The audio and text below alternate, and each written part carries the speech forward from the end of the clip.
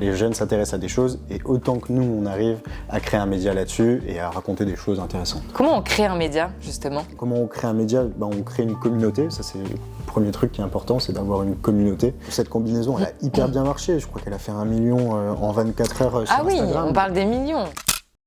Bonjour à tous et bienvenue dans ce nouvel épisode de Vision, le podcast produit par Ce Domicilié qui décrypte les parcours et les projets de celles et ceux qui façonnent le monde de demain. Ce Domicilié, c'est la solution de domiciliation 100% en ligne qui simplifie la vie des entrepreneurs. Créer, transférer et domicilier votre entreprise en toute simplicité.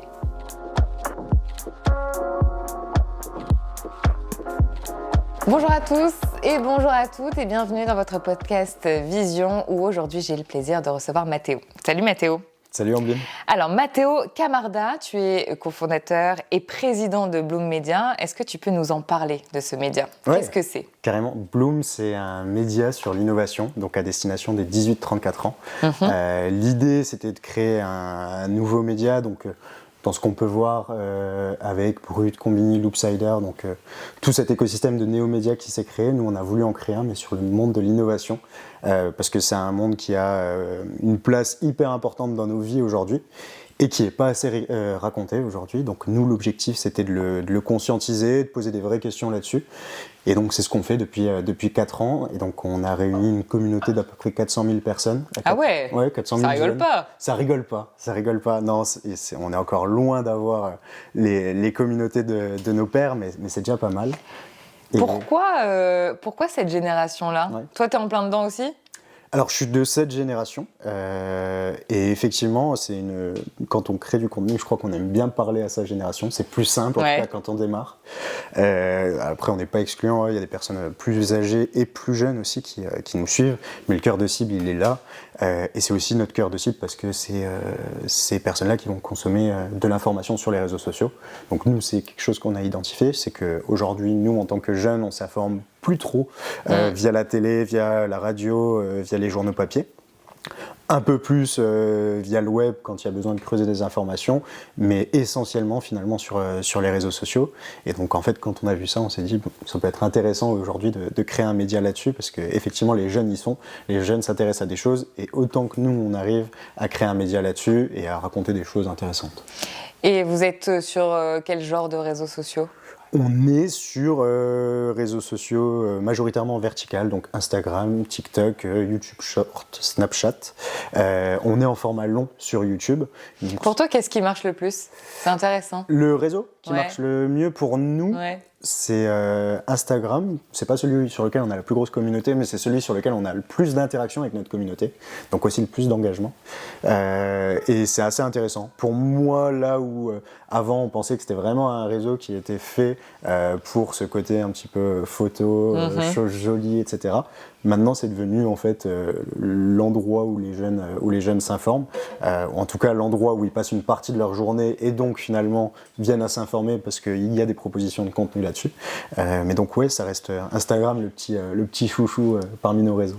Et donc dans cette boîte, à Bloom Media, c'est quoi ton rôle ? Qu'est-ce que tu fais pour ton média ? Je fais plein de choses parce qu'on est une petite équipe, donc Donc t'es cofondateur avec un de tes potes de la même génération ? Cofondateur avec, on a été 4 à cofonder Bloom, et aujourd'hui on est 3 à travailler à plein temps dessus, donc Jean qui s'occupe de la partie édito et Yanis qui s'occupe de la partie opération, donc ça c'est le trio un petit peu qui travaille sur Bloom tous les jours, et donc moi je vais plus m'occuper des sujets commerciaux, donc avec des annonceurs quand c'est les sujets de brand content, et avec d'autres clients sur des sujets de production, parce qu'on a une boîte de production à côté qui fait de la vidéo.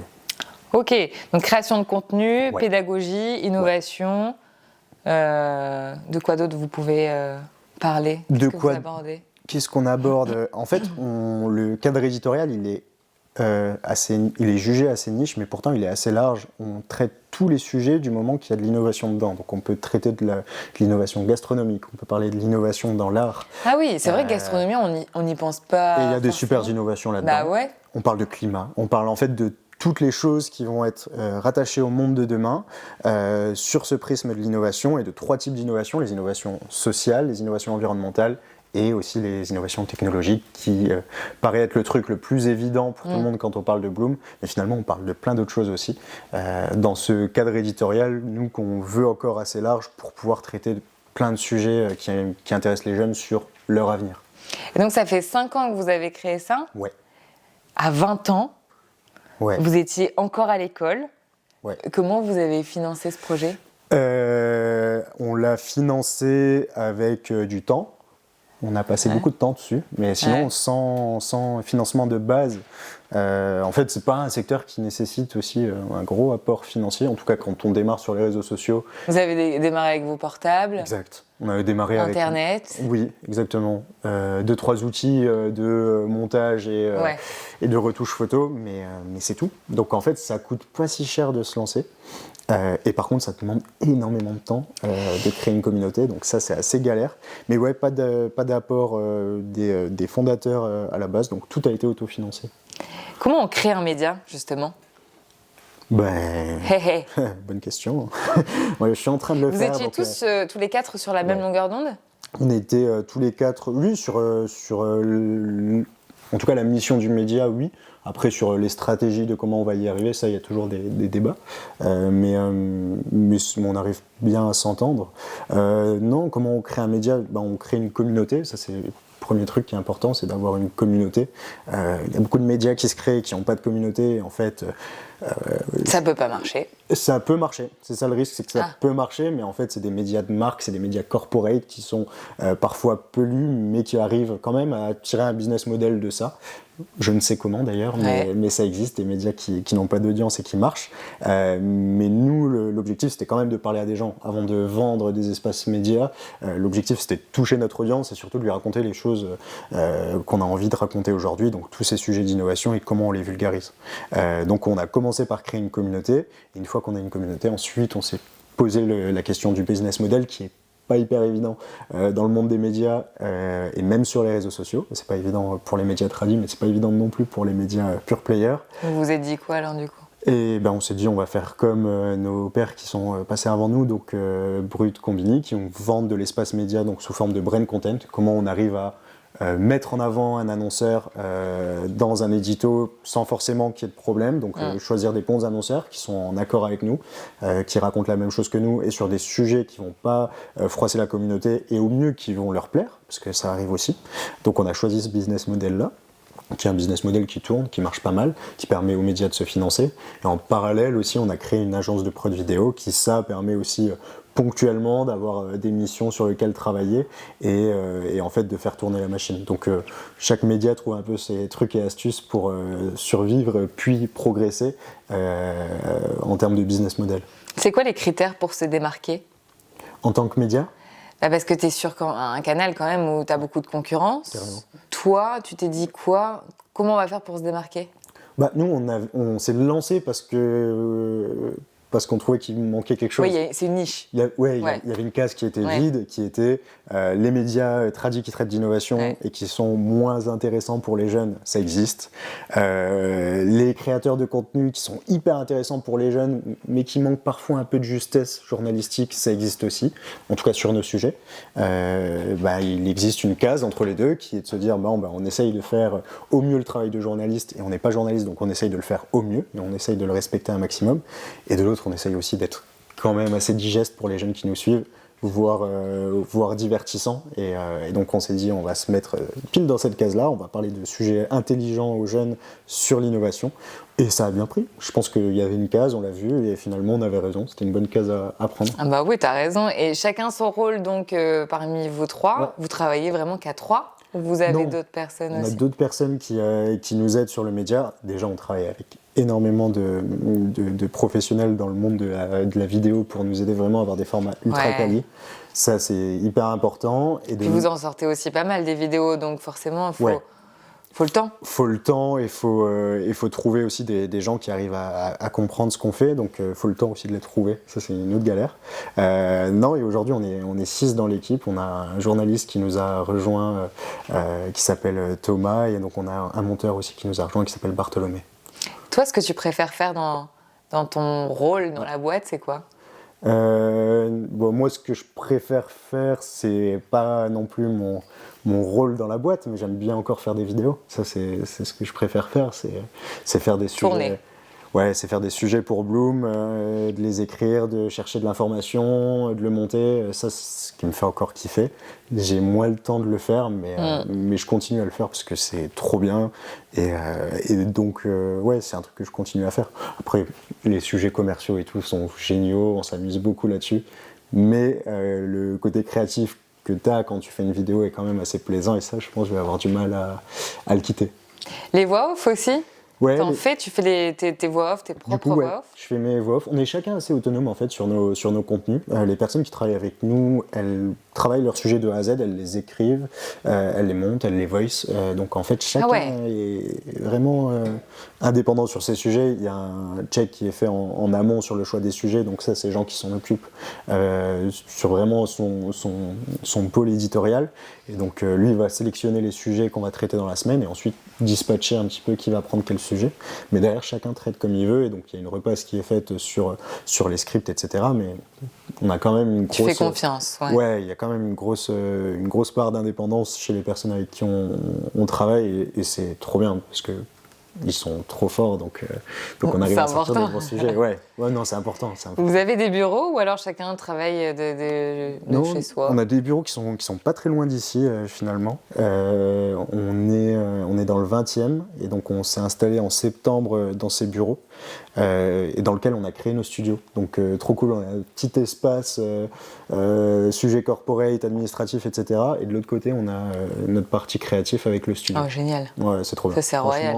C'est royal, c'est ce qui nous manquait pour aller un peu plus loin sur les contenus qu'on fait. Donc là maintenant vous allez avoir plus d'interviews, plus de formats incarnés sur Bloom et c'est grâce à ces nouveaux locaux.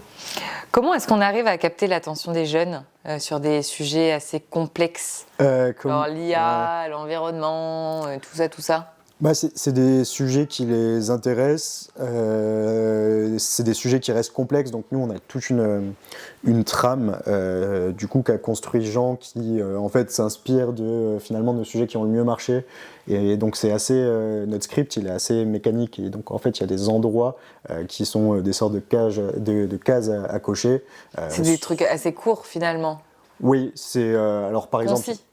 C'est assez concis, c'est au maximum, la vidéo va faire 2 minutes, au maximum. Ouais. Donc c'est assez concis, par contre c'est rare qu'on aille en dessous d'une minute parce qu'il faut quand même le temps d'amorcer un peu le sujet. Et donc tu as un hook au début qui permet d'accrocher la personne et ensuite tu as différentes étapes de développement qui vont permettre en fait à chaque fois d'avoir des moments où on peut raccoler les personnes et leur dire restez sur ce sujet, il a l'air intéressant pour ce qui suit. Et on fait ça 2-3 fois sur nos sujets, ça permet de capter l'attention, en tout cas jusqu'à la fin de la vidéo, parce que c'est ça le plus important aujourd'hui pour nous. C'est pas qu'on les attrape sur 3 secondes et qu'après ils disent oh, okay, ah oui, flemme, j'ai rien appris. C'était putaclic, en fait j'ai mal fait de cliquer sur cette vidéo. Le but c'est vraiment qu'ils aillent jusqu'au bout et qu'ils se disent ok, trop bien, trop content d'avoir perdu 2 minutes, gagné du coup 2 minutes. Gagner, j'ai rien fait à perdre. Mais vu qu'on a l'habitude de perdre du temps sur les réseaux, je pense qu'il y a vraiment une satisfaction à ce qu'ils aillent au bout de cette vidéo, quoi. Ok, et les sujets, les thèmes des sujets, vous les choisissez comment? Est-ce que c'est votre communauté qui vous envoie des messages en disant moi j'aimerais bien que tu fasses une petite vidéo par rapport à ça? Aussi, ouais, ça arrive. Ouais. Ça arrive aussi. Ça reste quand même résiduel dans nos sujets, mais ça nous arrive d'avoir des abonnés qui nous proposent des sujets, ou alors soit qui travaillent dans des entreprises sur lesquelles il y a des innovations hyper intéressantes et nous on n'a pas vu passer. Faire un petit peu de pub. Mais même sans pub, il y a des entreprises des fois qu'on met en avant juste parce que le produit est trop bien et en fait... je sais pas, on a fait un sujet là il y a pas longtemps sur une combinaison qui permet aux personnes atteintes de maladies qui ont comme la sclérose en plaques ou la maladie de Parkinson, justement de marcher un peu mieux grâce à un système d'électrodes. Donc en fait, tu as tout un produit qui est pas médicamenteux, qui est pas invasif pour ton corps et qui est hyper bien fait. Ça, moi, je l'avais pas vu passer. Et donc ça, c'est le genre d'entreprise qu'on a à cœur de mettre en avant parce que en fait, ça touche des gens. Et derrière, ça peut les aider. Et ça peut les aider. Et donc derrière, c'est avalanche de commentaires sur des ondes positives, donc trop cool. Et après, les sujets, non, on a une veille qui est assez bien faite sur différents médias internationaux et francophones sur le monde de l'innovation qui nous permet de choisir les bons sujets un peu tous les jours. Vous regardez vraiment tous les commentaires? Parce que là, tu disais, Tu as beaucoup de messages hyper heureux de pouvoir mettre ça en avant, etc., des messages positifs. Et les messages négatifs dans tout ça ? Et les messages négatifs dans tout ça, ils existent aussi. Mais on les boycotte, on les met sur le côté, on s'en fout. Non, on les regarde aussi. Non, on les regarde carrément. Si c'est constructif. Oui. Et après, il y a beaucoup d'opinions, nous, dans ce qu'on fait sur certains contenus qu'on peut faire.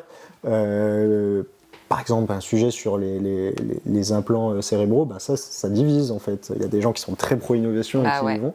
Il y a des gens qui sont très frileux et qui y vont pas.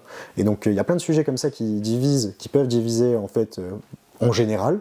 Et donc de regarder les commentaires et de voir les groupes se créer, c'est assez intéressant. Donc on regarde après les commentaires haineux sur propos racistes, etc. Ça c'est complètement... je parlais pas de ceux-là, mais... Oui, mais ceux-là c'est complètement supprimé chez nous, donc c'est aussi pour ça qu'on les regarde, c'est aussi pour masquer ceux qui n'ont pas leur place ici, et de regarder ce qui se dit un peu sur les sujets. Mais on note tout, hein, on note tout. Ouais, j'imagine, c'est Internet quoi. C'est bien mieux sur Internet. Alors, Bloom compte aujourd'hui près de 400 000 abonnés, 6 millions d'impressions chaque mois. Ouais. Comment vous mesurez le succès de vos contenus ? C'est fou, en 5 ans ? Non, c'est assez ouf. Et après, en fait, en même temps, ça peut aller très vite. Hein. Moi, je vois des médias qui se créent aujourd'hui, qui atteignent très vite des gros stades de communauté. Donc, non, c'est de trouver les bons sujets. C'est souvent quelques sujets qui font marcher qui font exploser un média. Après, par contre, c'est rare d'en faire beaucoup et de continuer ça sur des années. Donc, nous, c'est ça notre fierté, c'est de se dire que ça fait 5 ans qu'on le fait, qu'on a des sujets qui buzzent, mais des fois qu'on en a d'autres qui buzzent moins, mais ceux qui buzzent moins sont hyper importants aussi, parce que nous, il y a des sujets qu'on fait juste pour notre communauté et pas pour en avoir une autre, qui sont quand même hyper importants.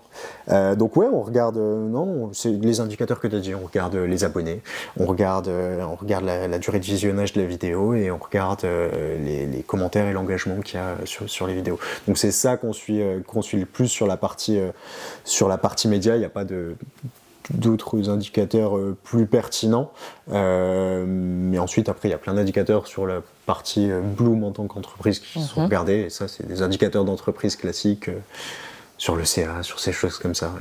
Tu saurais nous dire quelle est la vidéo qui a fait le plus de buzz, qui vous a rapporté le plus de gens ? D'abonnés ? Non, franchement, je ne saurais pas te dire, parce qu'on a fait beaucoup de vidéos qui ont bien marché. Excusez-nous, monsieur. On fait beaucoup de vidéos qui marchent. Tant mieux. Non, c'est que ça plaît. C'est que ça plaît. Laquelle ? Non, mais celle que je t'ai dit, effectivement, sur cette combinaison, elle a hyper bien marché. Je crois qu'elle a fait 1 million en 24 heures sur Instagram. Ah oui, on parle des millions, ok. Oui. Okay. Non, carrément. Il y en a plusieurs. Ok. Et laquelle ? Moi, j'ai des petits bangers. On les appelle comme ça en interne. Des bangers, quand on a vraiment des vidéos qui frappent fort, qui vont toucher du monde. Ouais. Et j'ai beaucoup de bangers sur les sujets mathématiques. Ouais. Sur des sujets nombre de pi, spirale logarithmique, des trucs. Les jeunes ?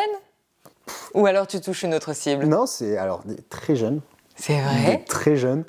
Là, tu vois, par exemple, ces sujets-là, sur Snap, ils explosent. Et c'est sur une communauté 13-17. Donc, c'est une autre communauté qu'on n'a pas.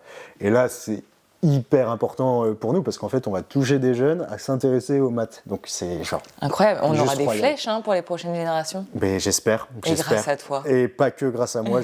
J'espère qu'on compte pas que sur nous pour faire ça. Mais c'est génial. Mais c'est trop cool. En tout cas, d'avoir une toute petite part là-dedans, trop bien. S'il y a 2-3 jeunes que ça inspire et qui vont faire demain des études, des recherches dans la physique, dans les maths, etc., je serais hyper content. C'est quoi leur retour par rapport à ce genre de vidéo, par exemple ? Ça va être des retours sur en fait, c'est ouf à quel point le monde qui nous entoure est hyper bien constitué mathématiquement, tu vois, genre ça te met toujours une sorte de vide quand tu vois des phénomènes comme le Big Bang, etc. Et quand on te les explique, ça te met toujours des gros vertiges sur comment la vie est bien faite, quoi. Mais regarde-les, tu verras, tu me diras ce que... Tu peux regarder sur Instagram, sur TikTok. Elles sont aussi sur Insta. Parce que j'avoue que Snap, bon. Ouais, c'est encore plus jeune là pour le coup. Mais c'est important. Alors la question que beaucoup se posent, c'est comment faire vivre un média économique sans sacrifier l'indépendance éditoriale. Tu veux dire comment on le fait vivre économiquement ou alors nous on est un média économique ? Comment vous le faites vivre ? Comment on le fait vivre? Je t'ai dit, il y a 2 business models qui sont la partie prod. Donc là, vraiment, on travaille avec des entreprises sur leur production audiovisuelle. Et comment on arrive à leur faire des trucs un peu plus sympas, un peu plus jeunes pour leurs réseaux sociaux. Et ensuite, il y a la partie média, donc ça, c'est vraiment de la partie publicitaire. Et donc là, c'est ça aussi qui vous rapporte de l'argent. C'est ça qui nous rémunère. C'est ça ouais. qui nous rémunère, c'est ça qui développe le média. Aujourd'hui, le seul moyen de développer notre média, nous, à notre taille, ça va être ces 2 canaux-là. Et en particulier le brand, donc des annonceurs qui vont se positionner sur des contenus Bloom et qui vont en fait partager notre mission qui est de se dire je m'associe à Bloom pour mettre en avant un sujet et le faire comprendre aux jeunes. Donc là par exemple on a fait une collaboration avec Orange. Orange est venu sur Bloom pour parler du sujet des API, qui est un sujet tech, qui est ultra obvious pour les devs. Genre, tout le monde sait ce que c'est une API dans le monde du dev, qui pour nous, on sait pas trop. Alors là, tu m'as perdu. Qu'est-ce que c'est? Une API, c'est une interconnexion entre 2 applications. Donc, tu en as partout. Tu en as sur ton Google Meet, sur ton Google Maps, qui vont se connecter à différentes autres applications pour que en direct, ton Google Maps soit connecté, je sais pas, à ta boutique en ligne. Ou, ok. Tu vois. Donc, okay. Ça permet de connecter différentes applications. Et donc, tu vois, Orange, en prenant un brand chez Bloom, nous permet d'expliquer ce sujet-là. Et donc c'est un peu ça qu'on essaye de travailler sur la partie brand, c'est comment des annonceurs aujourd'hui arrivent à vulgariser des messages pour les jeunes sur notre métier. Génial. Ouais, c'est vraiment cool. Comment tu vois l'évolution du business model des médias sur les années qui vont suivre là? Après, tu as d'autres business models. Tu as des Mediapart qui vont se construire sur du don, ou Vaquita par exemple, qui vont se construire sur de la donation. Tu en as d'autres qui vont se construire sur d'autres produits publicitaires, que ce soit sur les podcasts, sur les newsletters. Tu as un peu de tout qui se fait.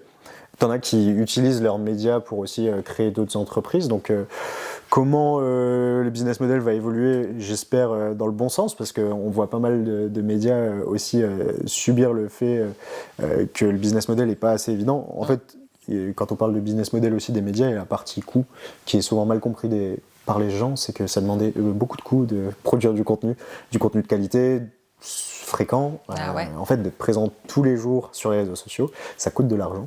Et du temps. Et du temps, et donc tu sacrifies aussi du temps de personnes aussi. Ouais. Du temps de personnes, donc des personnes qui vont passer beaucoup de temps à faire des sujets. Et en fait, quand on veut qu'ils soient bien faits, il faut mettre le temps. Donc ça, c'est hyper important pour nous. Donc il y a une partie charge dans les médias qui est assez compliquée à enlever. Alors, on dit que l'IA permet de supprimer ces charges-là. Je suis pas certain. Pour ou contre l'IA? Pour et contre quand c'est utilisé n'importe comment et que ça va. J'aurai un petit jeu à te proposer à la fin. Ah, trop bien. Ouais, je pense que tu vas bien aimer. Génial. Non, mais pour et contre. Toi, t'es pour ou contre l'IA? Parce que tu travailles dans les médias, donc pour et contre. Je suis un peu pour et contre aussi, tu vois, parce que tu vois, les métiers de la voix, par exemple, ça va disparaître. Par exemple. Après, tu as aussi beaucoup de fausses informations avec l'IA. Tu sais pas si c'est vrai, si c'est faux. Ça te retourne le cerveau. Mais d'un autre côté, tu as des images incroyables. Ouais. Ça peut t'aider dans ton quotidien. Tu gagnes un temps fou. On en parlait. Ouais. Tu l'utilises, toi, dans Je l'utilise sur la partie administrative, mais il y a beaucoup de choses que sur l'administratif, ah ouais. Il y a beaucoup de choses que je corrige. Sur la partie créative aussi. Ouais, sur les condensés, par exemple, de vos vidéos, pour mettre les gros points pour que les jeunes puissent comprendre. Par exemple, pour résumer une information, ça peut être bien, mais on essaye toujours de le retaper parce que. Ouais, à votre sauce. T'as un naturel que tu perds un petit peu là-dessus, mais on l'utilise. Moi, je l'utilise beaucoup sur la partie créativité pour challenger des idées. Et c'est pas mal ça. J'envoie des idées et après je regarde. C'est pas l'utiliser à tout va. Non, j'y crois moyen moi au fait qu'on puisse remplacer des journalistes avec ça. Ça me paraît quand même compliqué. Peut-être ça va être le cas, mais je sais pas dans quoi on va se retrouver. Dans 3 ans, dans 10 ans, on sait pas. Hein. Alors, quelle est la plus grosse erreur à éviter lorsqu'on cherche à monétiser un jeune média ? Quand on cherche à monétiser un jeune média, waouh. T'en as fait des erreurs ? Une vraie colle. Ouais. Ouais, oui, plein. Au début, on vendait pas assez cher ce qu'on faisait. En fait, c'est hyper dur de ça, dire. Dans toutes les industries. Moi, ce sera 300. Non, finalement, le mec s'attendait à 1000. Au début, t'en sais rien. Ouais. Et en fait, tu parles avec les gens et tu dis ah ouais, toi, c'est autant. Ok. Faut que je revoie un peu mes prix. Donc ça prend du temps. Mais ça, c'est partout pareil. Hein, en vrai, tu vois, même un freelance qui se lance au début. Totalement. Va toujours mettre un prix qui est assez dérisoire. Ou alors, s'il a une grande confiance en lui, il va mettre un prix énorme et genre va se faire refuser quelques contrats. Il va peut-être passer des contrats aussi. Ça sera. C'est tout ce Mais qu'on bon, souhaite aux quand gens. on débute, Mais c'est rare, ouais. On n'a pas forcément hyper confiance et on se dit je peux pas. C'est un peu le syndrome de l'imposteur, tu vois, genre en mode qu'est-ce que je fais là Mais moi j'étais plutôt dans cette case-là et honnêtement c'est avec le temps qu'on commence à trouver vraiment que c'est un prix cohérent par rapport à ce qu'on a aujourd'hui. Tu t'es fait aider? Tu t'es entouré de...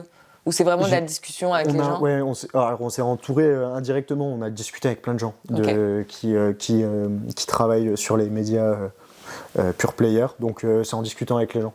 C'est vraiment là-dessus, et après on a de la chance parce que Jean, du coup, mon associé, a fait le CELSA, et donc était assez connecté à d'autres personnes en études qui ont derrière travaillé dans ces milieux-là, plutôt côté agence, mais qui ont travaillé sur ces sujets-là, donc ça nous a pas mal aidé aussi.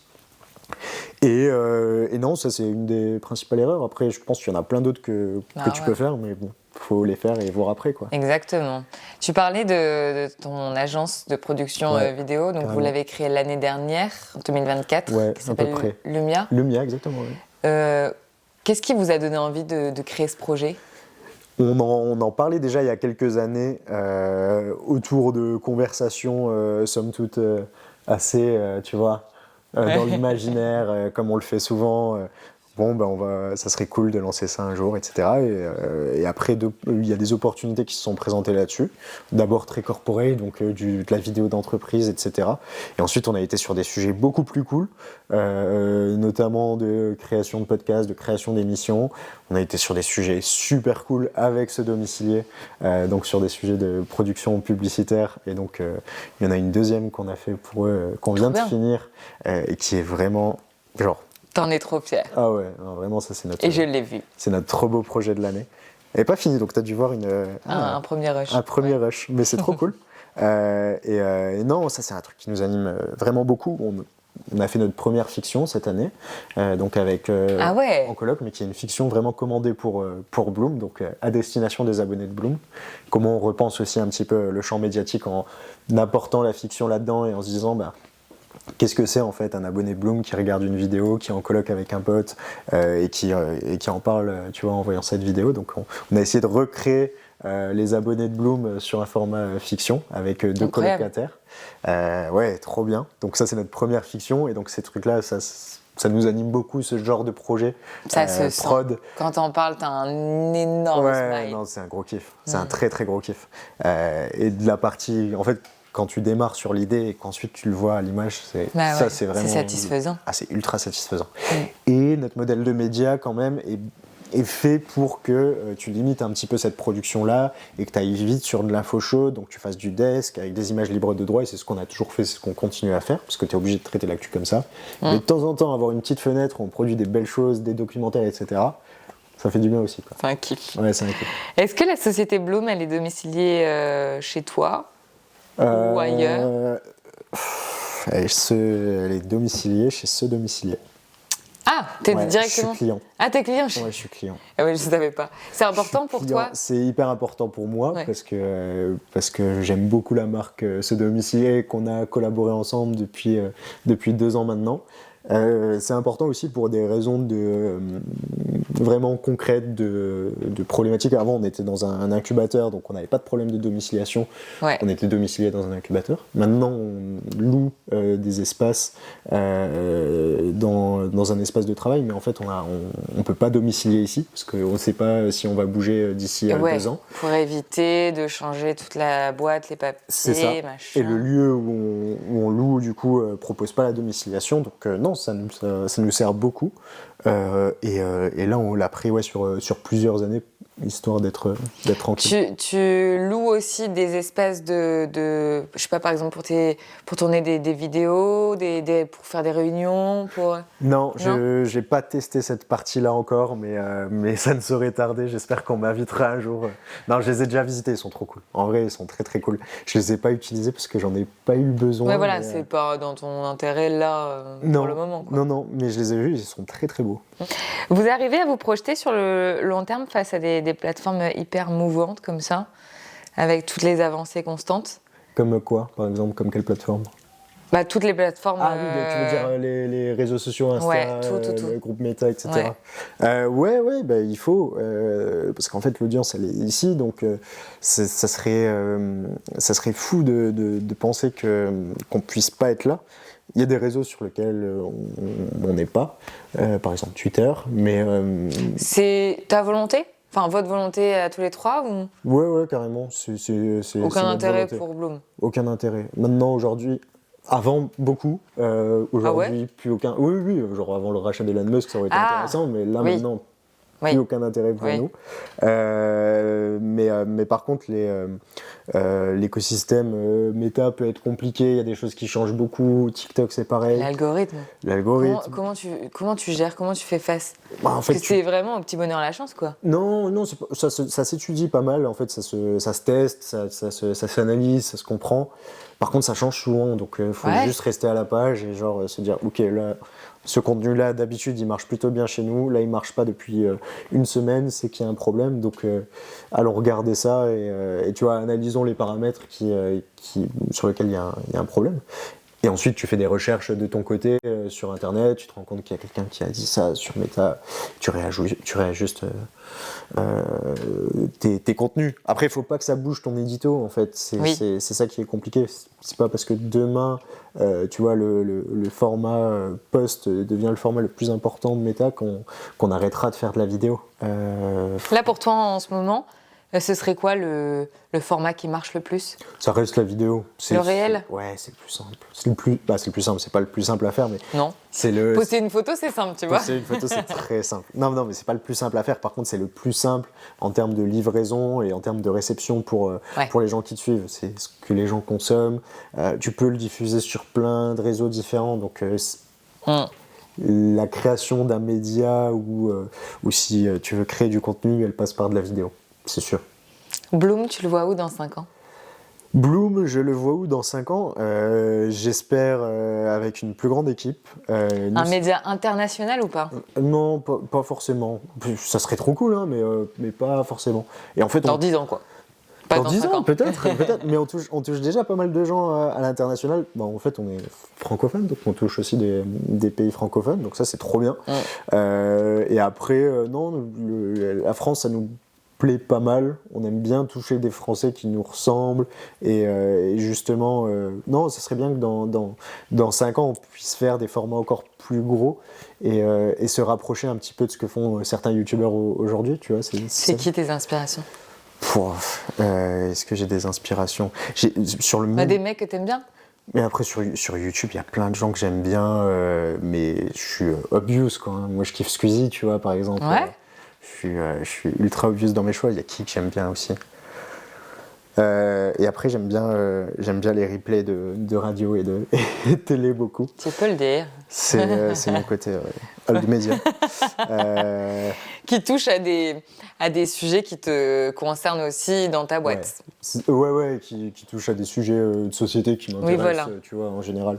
Mais non, et après, sur la création de formats, tout ce que peut faire cette nouvelle génération de youtubeurs, qui n'est pas une nouvelle génération de youtubeurs, qui a toujours été, en fait, qui est la génération de youtubeurs, qui est là depuis le début de YouTube.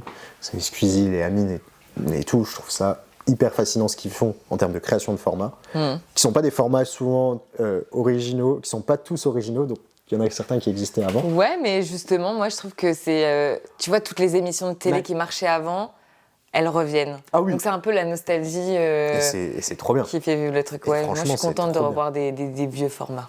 Et moi aussi, et je les consomme volontiers, mais je serais trop content d'en lancer des nouveaux. Et moi, c'est un peu notre kiff, c'est d'innover dans le paysage médiatique. Donc 5 ans, j'espère qu'on a un grand studio créatif dans lequel on peut créer plein de formats différents. T'imagines, il y a 5 ans quand même, Bloom, allez naître ou venez de naître. Ouais. T'imagines là, 5 ans après, t'en es déjà là? Ouais. T'imagines dans 5 ans? Ah, ce sera... Et c'est exponentiel. Déjà, il y a 2 ans, on finissait nos études et le Bloom d'aujourd'hui, tu vois, il avait rien à voir. Hein. C'était encore... Il y a plein de choses maintenant qui sont de l'ordre du process, etc., qui commencent à... Tu vois, ça commence plus à ressembler à une entreprise que ça a été il y a 2 ans. Donc non, carrément, c'est dur d'y penser parce qu'on est très présent, tu vois. T'es sur le moment, le moment tu vis le moment, quoi. Ouais. Mais t'as pris conscience quand même. Ouais, carrément. Ouais. Non, carrément. Après, on m'arrête pas à tous les feux rouges non plus, donc je reste... C'est le média. Ouais, carrément. Si tu dis Bloom Media, le mec va faire ah ouais. Oui, souvent. Bah oui. Non, souvent. Non, souvent alors tout le monde connaît pas encore Bloom aujourd'hui, malheureusement. Mais les jeunes. Les jeunes connaissent bien Bloom. Et ça, tu vois, ça c'est un de nos gros critères de satisfaction, c'est quand on croise des jeunes qui connaissent Bloom sans tu vois, qu'on ait besoin de leur présenter. Par contre, tu as quand même ce côté où, genre, quand on montre le média à des gens qui ne le connaissent pas, la réaction est souvent très positive, tu vois. Bah oui. De regarder les derniers sujets, c'est rare une personne à qui on a présenté Bloom qui s'y intéresse pas.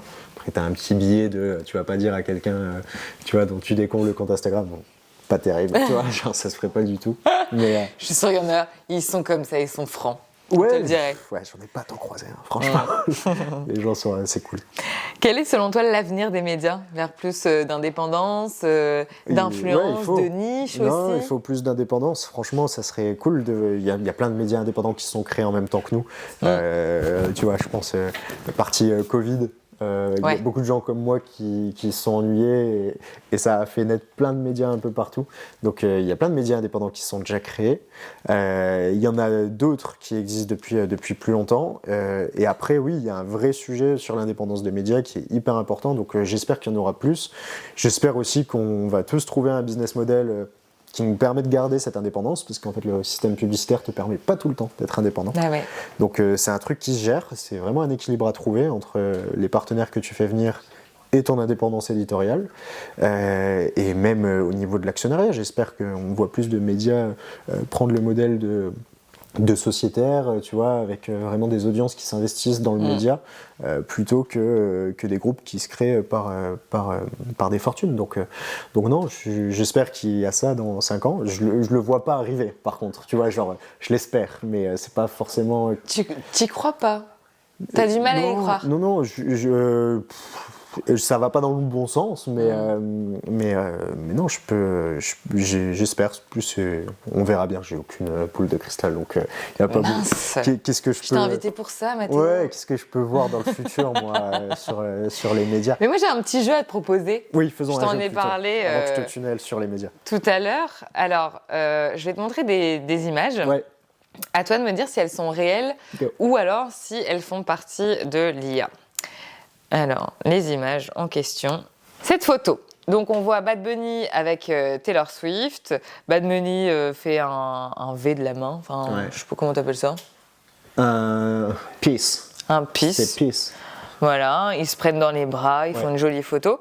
Est-ce que tu penses que c'est une vraie photo ou alors que c'est de l'IA? Qu'est-ce que... Non, mais je vais te dire, elle est fausse. Elle est vraie. Elle est vraie. Alors, on continue.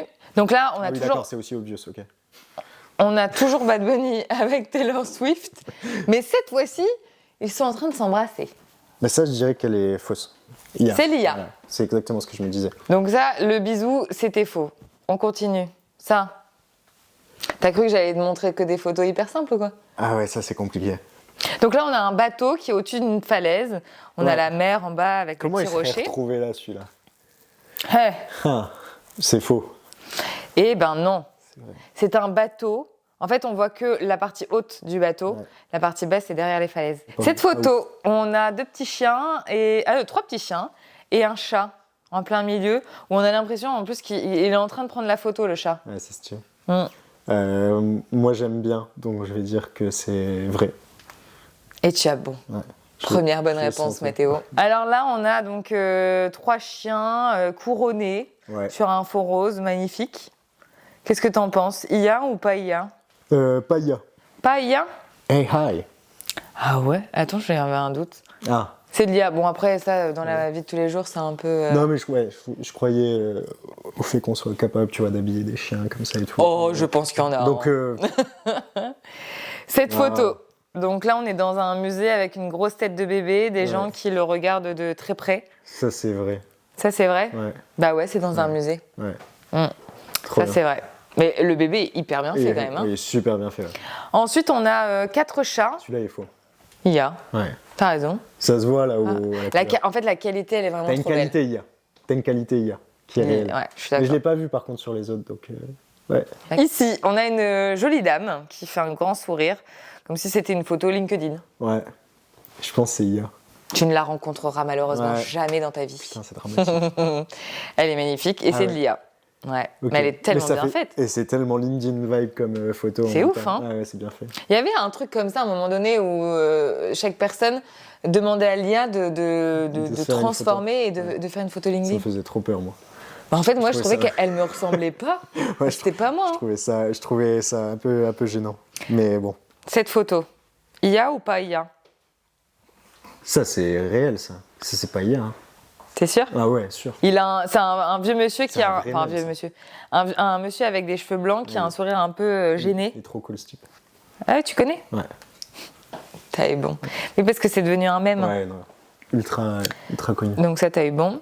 Ce même monsieur, mais en boîte de nuit. Et il a toujours la même tasse. Hein.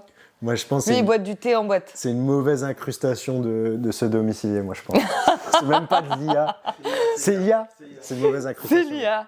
Mais c'est ce domicilié. C'est l'IA qui fait des mauvaises incrustations. Ah, c'est l'IA qui fait de mauvaises incrustations, ok. C'est pas mal, Mettons quand même. ça sur le dos de l'IA, alors. Ouais, c'est GPT ultra nul pour. Cette photo du pape. Vrai. IA ou pas IA ? Pas tu IA. l'as vu ? Non. Tu l'as vu sur les réseaux ? Je l'ai pas vu. Parce que c'est une vraie photo. Ça, je suis bon sur la fin. Sur la fin. T'as vu, il fallait le petit moment d'ajustement. Attends, la dernière quand même. Celle-là, IA. Et pourquoi ? Parce qu'on l'a publié. T'as pas le droit, le pape a pas le droit d'avoir une doudoune blanche. Elle est stylée, il a le droit, mais je l'ai vu, c'est l'IA. Exact, c'est l'IA. Petit flow, hein, quand même. Petit flow. Franchement, ça lui va bien. Ça lui va très bien. Merci Mathéo. Merci à toi. À bientôt chez Vision. À bientôt. Merci à vous d'avoir suivi cette émission produite par Ce Domicilié. Si vous aussi, vous souhaitez vous lancer, Ce Domicilié vous accompagne dans la création, dans le transfert et la domiciliation de votre entreprise. Et que vous soyez client ou non, il propose également une assistance juridique. N'oubliez pas de vous abonner et de nous dire en commentaire l'entrepreneur que vous souhaitez voir dans le prochain épisode. À bientôt.